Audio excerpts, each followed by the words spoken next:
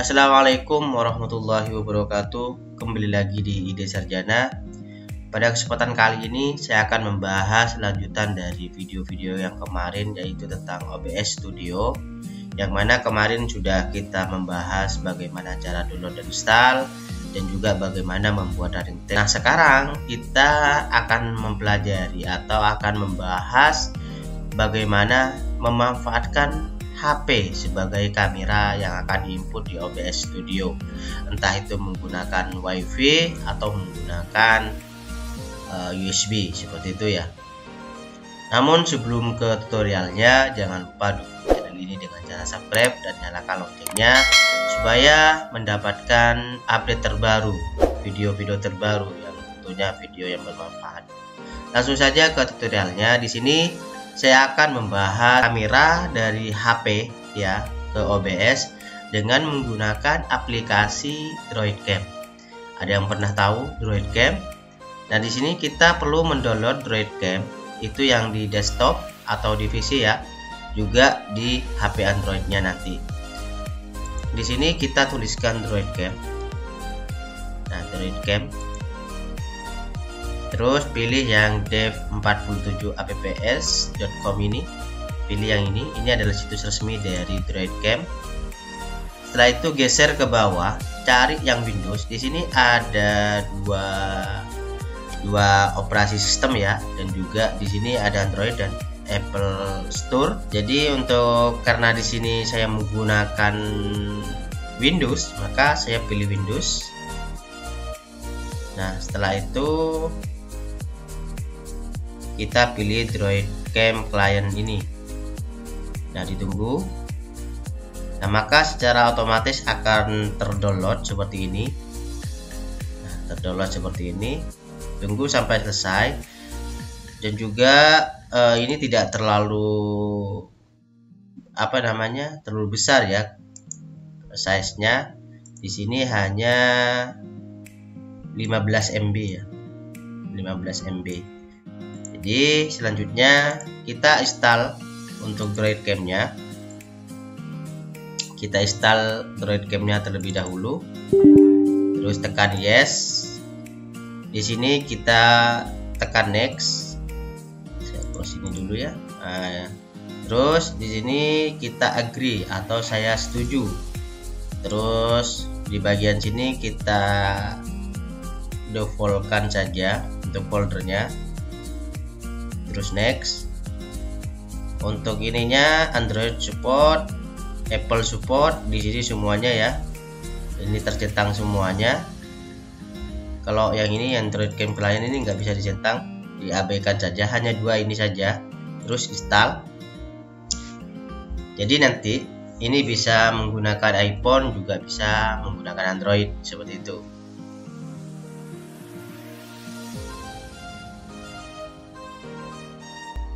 Nah, setelah seperti ini kita tekan finish. Maka di sini sudah ada aplikasi DroidCam-nya. Nah, selanjutnya kita download di Android-nya ya. Kita masuk ke Play Store. Kita masuk ke Play Store.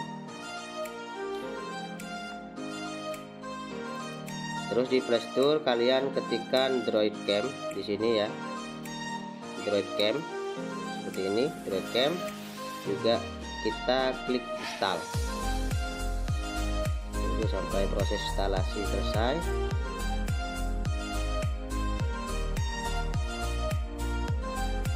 Nah, setelah selesai kita buka.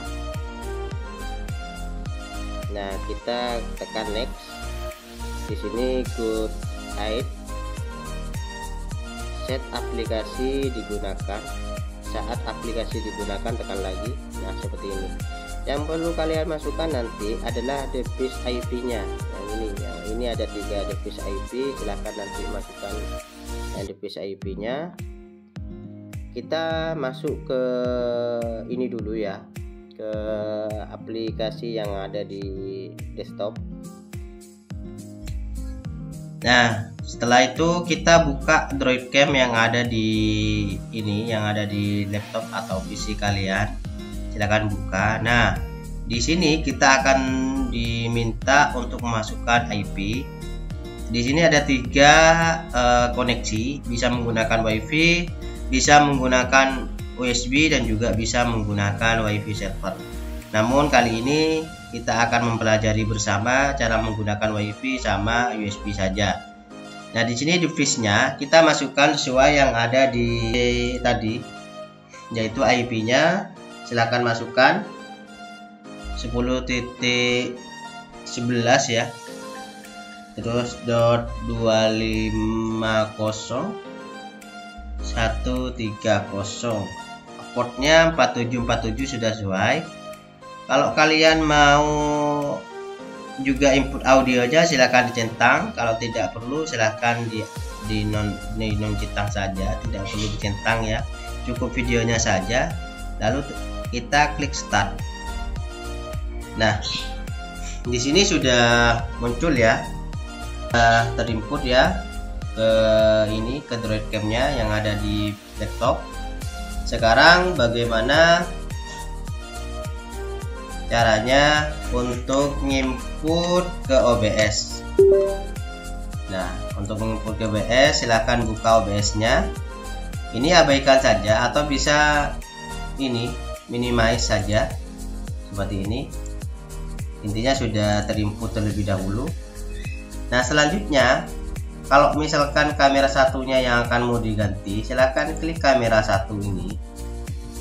Setelah itu yang video ini, yang video yang kemarin ini adalah video, kita matikan saja atau kalian bisa hapus di sini.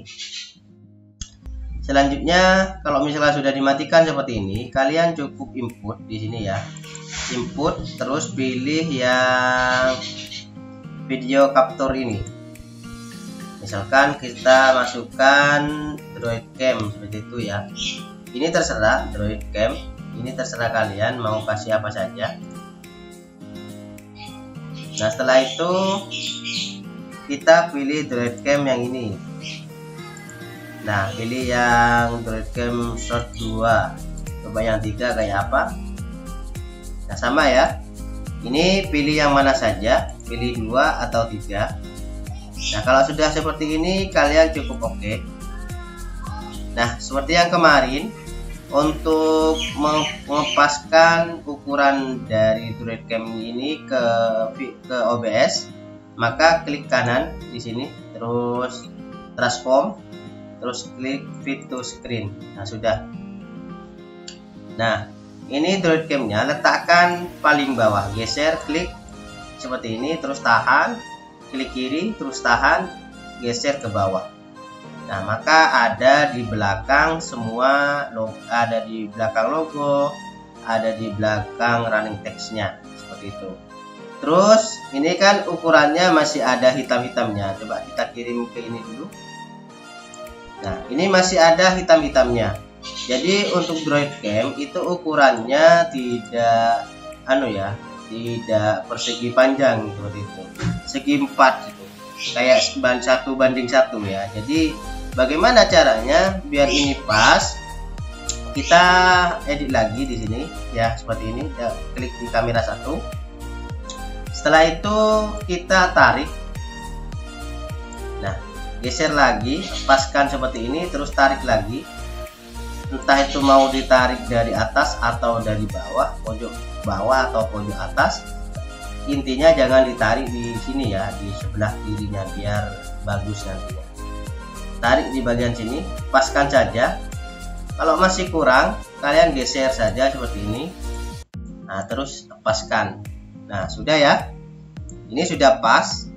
Coba kita kirim lagi. Nah, di sini sudah pas. Kita coba preview, full preview ya. Nah, ini sudah pas ya. Seperti ini. Sudah pas dari hasil dari Droid Cam-nya seperti itu. Terus kamera 2 ini kan ada video, jadi nanti seperti ini. Kalau misalkan sudah pas, misalkan ini yang mau dikirim ke live streaming atau record, nanti kalian kalau sudah pas posisinya langsung kalian klik tes, maka secara otomatis sudah terkirim seperti itu. Ini yang menggunakan WiFi ya. ini yang menggunakan WiFi. Jadi selanjutnya bagaimana cara menggunakan USB ya. Saya stop terlebih dahulu. Nah, maka di sini akan mati, dan juga di bagian HP nanti juga mati juga ya. Nah, selanjutnya yang kalian perlu disetting di bagian HP-nya, yaitu kita perlu mengaktifkan yang namanya debugging USB. Jadi kita perlu mengaktifkan itu supaya apa? Supaya kita bisa menggunakan USB-nya. Kita masuk ke HP-nya terlebih dahulu. Nah, kita masuk ke bagian HP-nya. Setelah itu kita masuk ke settingan. Nah, masuk ke settingan atau pengaturan. Di sini kalau kalian belum pernah mengaktifkan debugging USB, jadi di sini kalian masuk ke tentang ponsel terlebih dahulu. Setelah itu kita tekan di sini, tekan double klik di versi ini, terus kita klik sebanyak-banyaknya atau kita klik 7 kali di bagian nomor kompilasi di sini. Di sini kita klik seperti ini, double klik sampai aktif pengembang seperti itu. Karena di sini sudah aktif ya punya saya pengembangnya. Terus masuk ke pengaturan sistem. Masuk pengaturan sistem.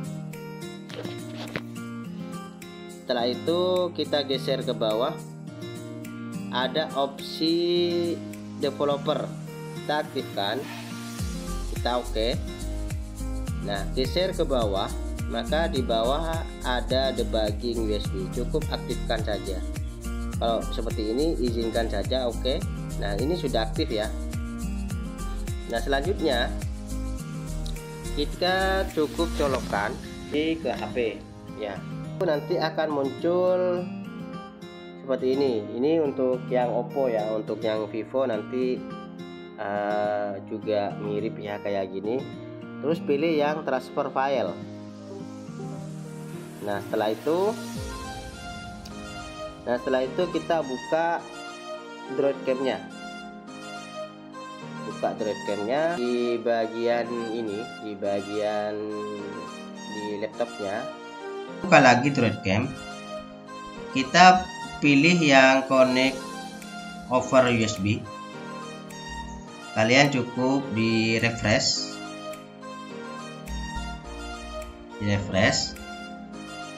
Ditunggu.